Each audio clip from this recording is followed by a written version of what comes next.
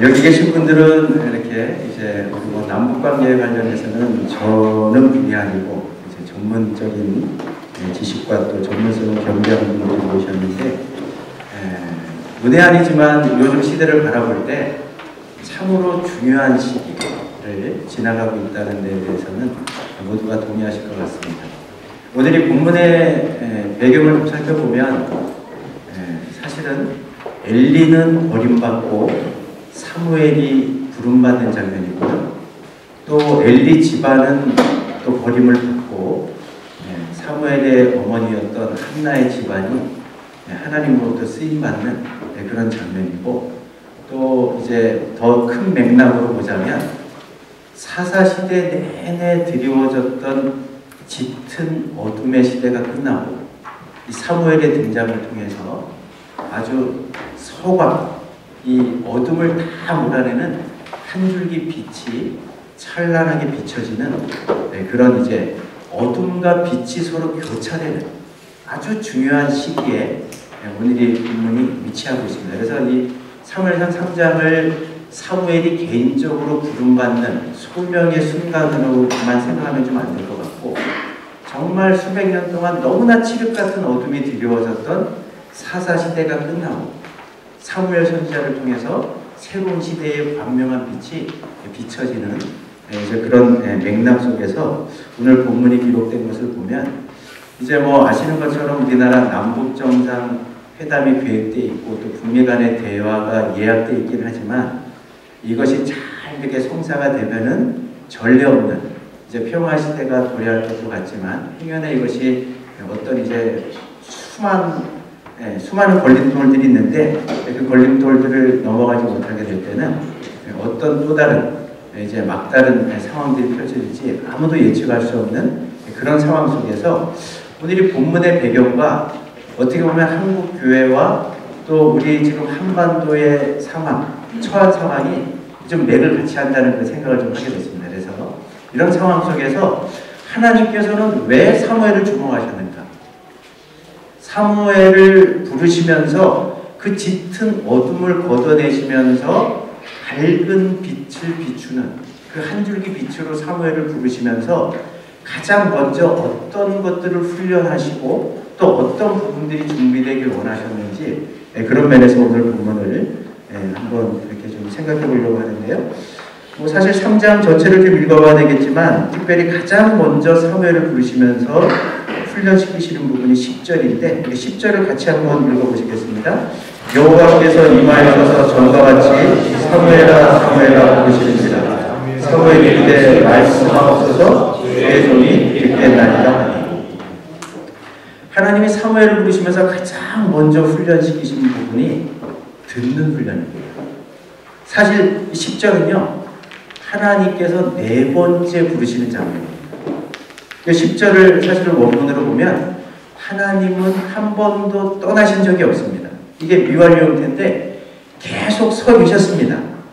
계속해서 부르셨는데 첫 번째 부름에 응답하지 못하니까 두 번째 부르시고 세 번째 부르시고 마지막 네 번째 하나님께서 부르셨을 그때에 사무엘이 응답하라고 합니다. 사실 이런 이제 상황들을 묵상해 보면서 우리 자신도 마찬가지고 한국교회도 마찬가지고 이 시대적인 상황을 보면서 수많은 소리가 들립니다. 교회 안에서도 다양한 의견과 생각을 갖고 있는 분들이 있지만, 우리가 때로는 우리의 고집 때문에, 때로는 편견 때문에, 때로는 너무 이데올로기적인 이런 어떤 정치적인 성향 혹은 또 그런 가치관 때문에 하나님께서 사실은 계속해서 우리에게 무엇인가 메시지를 던져주고 계시는데 하나님의 메시지를 듣지 못할 때가 참 많다는 거죠. 오죽하면 사도 베드로도 사도행전 말씀 보면은 보자기환상 잘 아시잖아요. 분명히 보자기환상을 통해서 나에게 말씀하시는 분이 하나님이라는 것까지는 알았는데, 그럼에도 불구하고 자신의 배워왔던 그런 어떤 전통과 또 구약의 어떤 율법 이런 것과 상충되는 메시지가 들려집니다. 사실은 그 메시지가 하나님의 말씀이라면 순종, 예스라고 순종해야 되는데 뭐라고 대답합니까? 주여, 그럴 수 없나이다. 사실은 하나님의 음성이 끊임없이 다양한 채널들을 통해서 들려오지만 우리의 어떤 미숙함 때문에 또 우리의 여러 가지 편견과 고집 때문에 혹은 또 여러 가지 세상의 다양한 소리들 때문에 하나님의 음성을 듣지 못할 때가 참 많은데, 오늘 이 시간 우리가 이제 각 지역에 또 주빌리도 담당하시는 분들도 계시고 이 주빌리도에서 정말 오랫동안 수고하고 하신 분들도 계시는데, 과연 하나님께서 나에게 들려주시는 그 음성을 우리는 제대로 듣고 있는가? 주님께서 말씀하고 계시는 그 열린 귀, 또 깨닫는 마음, 또 볼 수 있는 그 믿음의 눈이 우리에게 있는지를 생각하시면서 다른 거는 몰라도 하나님께서 말씀하실 때 그 듣는 일에는 선수가 될 수 있는 그런 은혜가 있으면 좋겠습니다. 두 번째로 이 사무엘을 부르시면서 훈련시키신 부분이 뭐냐면 우리 14절 말씀을 같이 한번 읽어보시겠습니다. 14절 말씀. 그러므로 내가 엘리의 집에 대하여 맹세하기를 엘리 집의 죄악은 제물로나 예물로나 영원히 속죄함을 받지 못하리라 하노라 하셨더라. 듣는 것도 문제인데 사무엘은 차라리 이 하나님의 음성을 듣지 않았더라면 좋았겠다라고 생각했을지도 모르겠습니다. 이 들려진 하나님의 말씀은 의외의 말씀이었습니다. 좀 충격적인 말씀이었습니다. 사무엘 입장에서는 아버지같이 지금 떠받들고 있는 엘리에게 이 말을 전하라고 하십니다. 엘리가 이미 알고 있는 죄 때문에 엘리의 집안을 심판할 텐데 이거는 예물로나 어떤 것으로도 속죄함을 받지 못할 것이다. 너무나 충격적인 메시지입니다. 심판의 메시지입니다. 아마 이런 하나님의 음성을 듣고 사무엘은 그날 밤을 꼴딱 세우지 않았을까? 내가 어떻게 아버지, 정말 영적인 아버지 같은 분에게 이런 얘기를 전할 수 있을까? 그런데 하나님께서는 가서 전하라고 하십니다. 그러니까 하나님께서 사무엘을 부르시면서 두 번째 훈련시키신 것이 뭐냐면 내 마음에 맞지 않아도 때로는 굉장히 부담스럽다 할지라도 하나님이 들려주시는 말씀 그대로를 선포하는 훈련. 이게 사무엘이 받았던 두 번째 훈련이라고 말하시는데, 저는 이 말씀을 이렇게 묵상해 보면서 사실 우리가 들고 있는 이 복음은요, 많은 사람들이 기대하는 그런 어떤 긍정적인 측면의 메시지만 있는 게 아닙니다. 우리가 뭐 사복음서를 통해서 볼 수 있지만 이 예수님께서 말씀을 전했었을 때 반응은 딱 두 가지입니다. 그 말씀 앞에 부딪히면서 내가 깨지든지 아니면 그 선포되는 복음의 메시지를 수용할 수 없으면 그 말씀 앞에 내가 튕겨져 나가든지.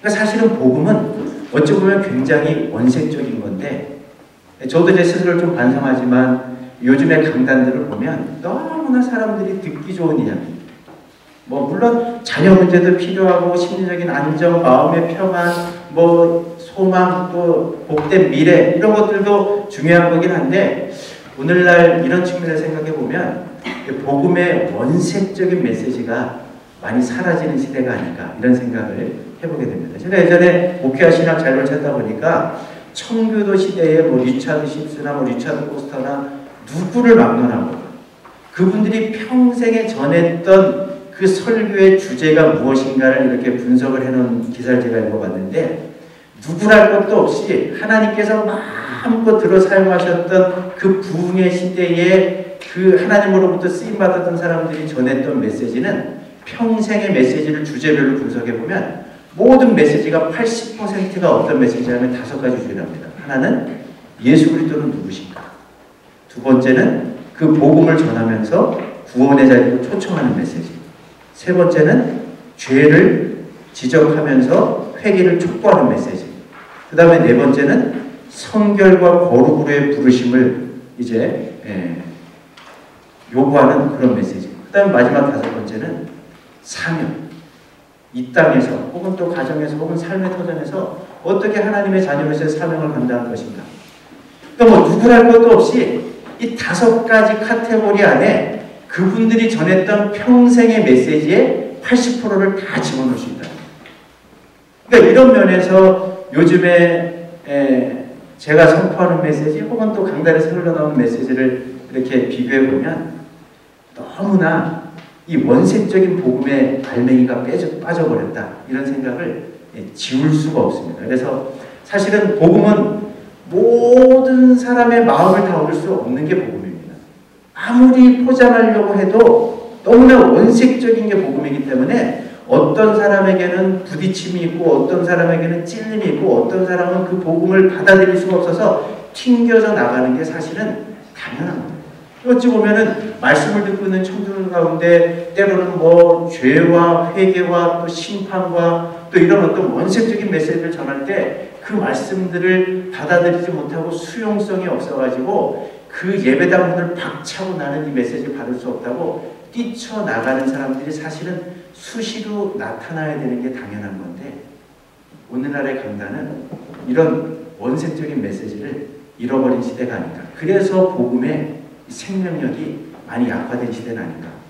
시대가 어려울수록 또 중대한 시기를 지나갈수록 과연 우리가 하나님 앞에 이 복음의 원색적인 복음 앞에 나는 어떻게 반응하며 살아가고 있는가. 그 원색적인 복음 앞에 나는 어떻게 순종하며 살아가고 있는가. 그런 면에서 오늘 이 사무엘을 부르시되 하나님의 음성도 듣는 훈련을 첫 번째 시키셨지만 들려진 하나님의 말씀을 액면 그대로 선포하는 것. 조금도 가감없이 조금도 타협하지 않고 그대로 선포하는 것이 참 어려운 시대이긴 하지만 바울이 증언하고 있는 것처럼 내가 복음을 부끄러워하지 않으니 복음은 모든 믿는 자에게 구원을 주시는 하나님의 능력이 됩니다. 이 민족이 살 길도 이 나라가 새롭게 되는 길도 또 하나님께서 주도하시는 이 평화적인 복된 미래가 활짝 열리는 것도 이 복음의 원색적인 메시지를 붙잡고 이 복음의 생명력 안에서 다시 한번 우리가 재발견될 때 이런 은혜를 우리에게 허락해 주실 줄로 믿습니다. 이런 은혜들을 다시 한번 사모하는 시간이 되시면 좋겠고요. 마지막 세 번째로 한번 생각해 볼 것은 18절의 말씀인데 우리 18절 말씀을 같이 한번 읽어보십니다. 사무엘이 그것을 그에게 자세히 말하고 조금도 숨기지 아니하니 그가 이르되 이는 여호와가 주시니 성하신 대로 하실 것입니다. 이거는 사실은 엘리의 반응인데 이 18절의 말씀을 통해서 왜 하나님께서 사실은 엘리도 너무 귀한 사람 아닙니까? 남들은 다 리타이어한다고 하는 은퇴할 나이 58세에 부름받아갖고 불같이 40년 동안 쓰임받아갖고 지금 98세 때 이 사역의 짐을 내려놓은 사람이에요.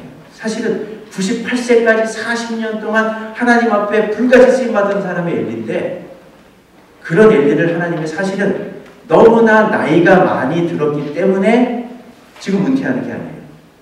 하나님이 더 이상 쓰실 수가 없을 정도로 하나님의 음성을 들을 수 있는 귀가 막혀 있습니다. 백성들을 통해서 자기 자녀들의 어떤 악행들을 듣고 그거를 통해서 하나님께서 끊임없이 엘리에게 그가 알고 있는 죄에 대해서 지적하시고 깨닫게 하시는데도 불구하고 더 이상 반응을 하지 않는 거예요. 쓰실 수가 없는 거죠. 그래서 버림받는 거예요. 근데 그 엘리가 버림받게 된 그 결정적인 이유를 18절에 다시 한번 확인해 볼 수 있는 여기 보십시오. 사실 사무엘이 지금 엘리에게 전해준 말씀은요 무시무시한 말씀이에요. 심판의 메시지예요. 어떤 방법으로도 죄를 용서받지 못할 것이라는 그런 메시지를 전해들은 엘리가 어떻게 반응합니까? 이르되 이렇게 말씀하시는 분은 여호와이시니 선하신 대로 하실 것이니라 아니라. 제가 어느 날 이 본문을 큐티하면서 10번을 읽어보고 20번을 읽어봤는데 이 엘리의 반응이 도대체 무슨 반응인지 이해가 안 되더라고요. 이걸 믿음의 반응이라고 말할 수도 없고 그렇다고 나는 이따위로 얘기하는 하나님을 더 이상 섬길 수 없다라고 튕겨져 나가는 그런 반응도 아니고 굉장히 애매모호한 반응이긴 한데 이런 태도가 결국은 하나님으로부터 버림받게 되는 결정적인 요인이 아닌가. 그러면서 저를 생각해 봤습니다. 아까도 말씀드렸지만 복음은 원색적인데 복음 앞에 때로는 예수님께서 그렇게 가슴 아파하시면서 말씀하셨던 라오디게아 교회처럼 차지도 않고 뜨겁지도 않고 어찌 보면 영적인 회색지대에 머물고 있는 것이 나의 모습은 아닐까. 우리의 모습은 아닐까. 굉장히 요즘에 뭐 목회자들도 그렇고 성도들도 그렇고 세련됐고 교양 있긴 하지만 그런 면에서 보면 하나의 모토가 있다면 적당히 아닙니다. 적당히. 내가 가장 앞장서서 내 있는 모든 것들을 바쳐서 헌신한다. 이건 참 쉽지 않은 결단이죠. 그러다 보니까 정말 어찌 보면 우리는 그 자기의 생활비 전부를 바쳤던 그 가난한 과부의 헌신을 이해하지 못하는 시대가 됐습니다. 내가 가진 모든 것들을 들여서 주님 앞에 헌신하는 그런 것들이 오히려 이상하게 비춰지는 시대. 근데 정말 하나님께서 그 아들 예수님을 통해서 우리에게 주신 그 놀라운 사랑이 무엇인지를 제대로 발견하고 알고 있는 사람이라면 어떻게 하나님 앞에서 적당한 헌신을 할 수 있겠습니까? 어떻게 어정쩡한 스탠스를 유지할 수 있겠습니까? 근데 이런 엘리야와 같은 반응이 때로는 저의 반응이고 우리의 반응이고 복음을 반응하는 한국교회의 모습일 수 있다. 제가 이런 예와 이런 최근에 참 가슴 아프게 제가 본 요즘에 미투 운동이 막 벌어지고 있는데요. 우리 방진 목사님이 이제 하나님의 품에 안기셨지만 마지막 그 어떤 이제 언론과 인터뷰를 하면서 한국교회가 왜 이렇게 지금 힘들어지고 있습니까? 무엇이 회복돼야 되겠습니까? 라고 할 때 우리 주빌리가 그동안 해왔던 바로 한국교회가 치명적으로 잃어버린 한 가지는 회개를 잃어버렸다. 회개 없는 기독교, 회개 없는 복음, 회개 없는 신앙생활. 이것이 한국교회의 가장 큰 문제인데 이 부분이 해결되지 않으면 한국교회에 소망을 말할 수 없다. 그렇게 인터뷰하시면서 제가 전에 본 적이 있습니다. 근데 회개가 없는 것도 문제지만요. 어설프고 잘못된 편리 위주식의 회개 생활을 하는 것도 저는 아주 치명적인 문제라고 생각합니다. 이 미투 운동을 벌이면서 어떤 피해자가 모 방송국하고 인터뷰를 했는데 자신이 그분은 30대 초반의 여성이었습니다. 근데 중학교 시절에 자신의 음악 교사 그분은 지금도 어느 교회의 중직에 계신 분이에요. 중직자입니다. 그런데 그 음악 선생님으로부터 성추행도 당하고 어떤 형식의 성폭력을 당한 것 같아요. 그런데 그분이 이제 이 학생이 대학교를 들어가니까 내가 지난날에 좀 이렇게 잘못한 것에 대해서 사과를 하겠다고 불러내가지고 그 30대 피해자가 나왔고 지금 언론에 인터뷰를 하는 내용에 방송 아마 보신 분들도 계실 거예요. 이런 얘기를 했다고 합니다. 야, 다윗도 밧세바를 범했을 때 하나님 앞에 회개했을 때 하나님부터 다 용서를 받았다. 나도 지난날의 허물을 하나님 앞에 회개하고 용서함 받았기 때문에 너가 나를 더 이상 정죄할 수 없다. 저는 참 제 귀를 의심했습니다. 근데 이 30대 초반의 자매가 얘기하더라고요. 너무 충격적인 이 이야기를 듣고 그때로부터 본인은 교회를 떠났다고 합니다. 더 이상 신앙생활하지 않고. 그러니까 2007년도에 이창동 감독이 미란이라는 그 한 장면이 딱 오버랩되더라고요. 그 전도연 씨가 그 역할을 맡았잖아요. 신의 자기 아들을 죽인 살인범 때문에 너무 괴로워하다가 마지막 지푸라기라도 잡는 심정으로 신앙의 끈을 붙잡는데 그러던 동안에 사투를 벌이면서 이제는 내가 살인범을 한번 만나봐야 되지 않을까.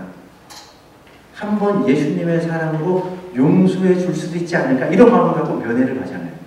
근데 살인범이 어떻게 하고 있습니까?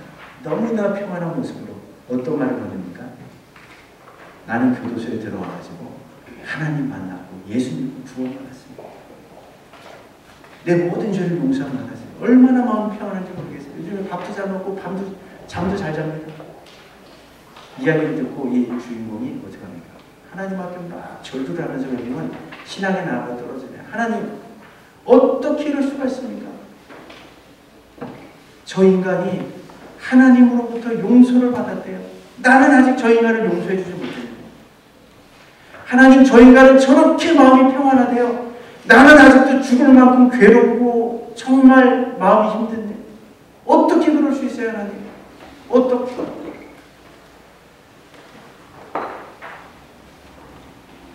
조금은 좀 과격한 얘기를 좀 모르겠지만 마치 세상 사람들이요 잘못한 것에 대해서 술 한 잔 기울이면서 그 잘못들을 용서하고 그 어떤 이렇게 감동들을 해소하는 이 술 한 잔보다도 예수님의 피가 효력이 못할 때가 있다라는 생각을 저는 가끔씩 해요. 자존심 때문에 우리 얼마나 편리한 식의 회개를 합니까? 하나님께는 다 용서함 받아요. 근데 여러분들 구약의 5대세 속건제사 다 아시잖아요. 사람에게 잘못하는 것은 반드시 그 사람하고 관계를 회복해야 됩니다. 물질적인 손실을 입혔을 때는 20%의 그 이제 가산금을 얹어가지고 반드시 보상해줘야 돼요. 예수님의 산상선을 통해서 분명히 논하신 속건제 정신을 가지고 너희들이 예물을 제단에 드리려고 하다가 형제에게 원망 들을 만한 일이 생각나거든 예물을 두고 먼저 가서 형제하고 화해하고 난 다음에 와서 예물을 드리라. 근데 우리는 너무 편리하게 회개해요. 하나님 앞에는 회개를 하는데 울며불며 내가 명백한 잘못했기 때문에 상처를 준 사람에게 가서 무릎 꿇지 않아요. 자존심이 상해서 못합니다. 회개가 없는 것도 문제지만 복음 앞에 이렇게 어설프 잘못된 회개 이런 것들이 이 교회의 생명력을 점점 더 약화시키는 것은 아닌가 이런 생각들을 해보면서 정말 중대한 시기를 지나가고 있습니다.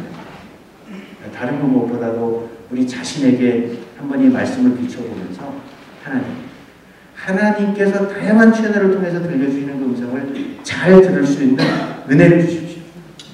들려지는 하나님의 말씀에 가면 조금 더 가감하지 않고 액면과 그대로 선포할 수 있는 그런 은혜를 주시고 그 선포되는 하나님의 말씀 앞에 엘리와 같은 어정쩡한 반응이 아니라 정말 내 인생을 걸고 하나님 앞에 순전하게 반응하면서 하나님께서 원하시는 참된 회개의 자리로 나가는 것을 통해 정말 하나님 앞에 마지막까지 쓰임받는 그런 은혜가 있기를 주의 이름으로 축복합니다.